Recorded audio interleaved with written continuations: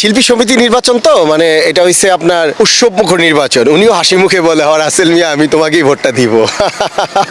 এইটা আসলে আমরা দূর থেকে শিল্পী সমিতি নির্বাচনটাকে যতটা সিরিয়াস মনে করি, আসলে শিল্পী সমিতি নির্বাচন অত সিরিয়াস না। দেখেন এখানে আমি ফেল হইলেই কি আর পাশ হইলেই কি। তবে আমি শুধু একটি কথা বলবো, যাদের এনার্জি আছে, যাদের কাজ করার ক্ষমতা আছে, যারা শিল্পীদের জন্য কাজ করতে পারবে, দুটো কথা বলতে পারবে এবং শিল্পীদের অধিকার বাস্তবায়ন করার জন্য ভূমিকা রাখতে পারবে, আপনারা অবশ্যই আপনাদের ভোটটা অনেক বিচক্ষণ ভোট এবং শিল্পীর ভোট মানে এটা কিন্তু আমি মনে করব যে সর্বোচ্চ ভোট। এই ভোটটা আপনি তাকেই দিবেন যাকে দিয়ে বাংলাদেশ চলচ্চিত্র শিল্পী সমিতির কল্যাণ হবে এবং শিল্পী সমিতির সদস্যদের কল্যাণ হবে। আমি মনে করি যে আমি একজন সাধারণ ভোটার, যে ওনার কাছে ভোট চাওয়ার আমার যে আবেগটা, তার চেয়ে বেশি আবেগ হচ্ছে আমার যে প্রতিদ্বন্দ্বী যিনি আমার এগেইনস্টে করতেছে তার কাছে ভোট চাইতে আমার আরো বেশি আনন্দ লাগে, যে আমি ওনারে বলি ভাই আপনি ভোটটা আবার কি দিয়ে এরকম আর কি। আসলে শিল্পীরাই তো গাইবে, শিল্পীরাই তো নাচবে, শিল্পীরাই তো এইগুলো অ্যাক্টিভিটিস গুলো দর্শকদের দেখাবে। তো আজকে